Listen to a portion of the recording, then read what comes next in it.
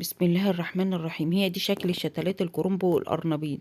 واللي مش عنده وعارف يشتري الشتلات، في بذور طلع لها بذور الكرنب والقرنبيط، ان شاء الله هوريها لكم في فيديو تاني برضو. انا لما بحثت ودنيت ناس قالوا دنيتهم يقولوا لي ما فيش بذور. لما سالت جبتها من عندك بالبصدارين. سالتهم يعني لقيت عندهم الشتلات، فالربطتين دول ب5. والربطة البصل ب5 جنيه.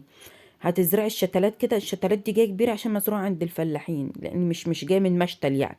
فمعلش انا يعني بزرع بايد واحده، فانتوا بقى هتاخدوا الفكره. التربه تكون متسمده بسماد عضوي ان كان ابقار او دواجن. وبتحط الشتله وتثبتيها في التربه وتسقي لها ميه. يعني انا زرعت الشتلات دي كلها، والعصافير برضو مش سابوني في حالي. كانوا ما سابوليش الا 4. بس انا حافظت على الفيديو الاولاني اللي انا قلت لكم عليه، غطيته. يعني ان شاء الله الحاجه طلعت اللي كانت متاكله بصراحه. هوريها لكم بقى، اما اوريكم الجوله على السطح. ما شاء الله بقى شكلها حلو قوي، عجباني.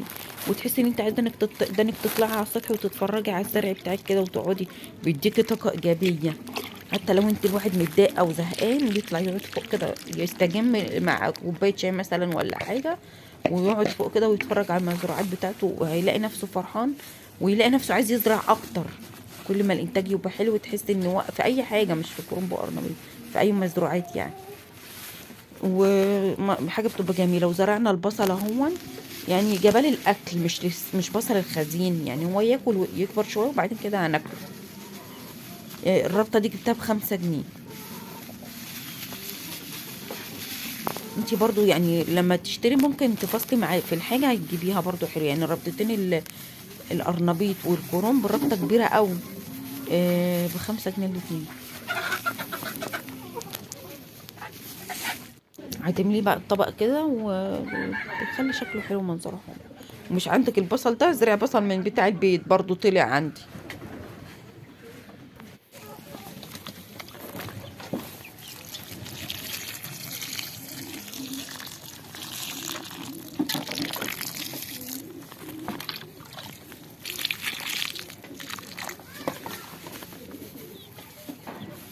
حاولي تكتمي التربه الطينيه كده عشان مش تاخد هوا.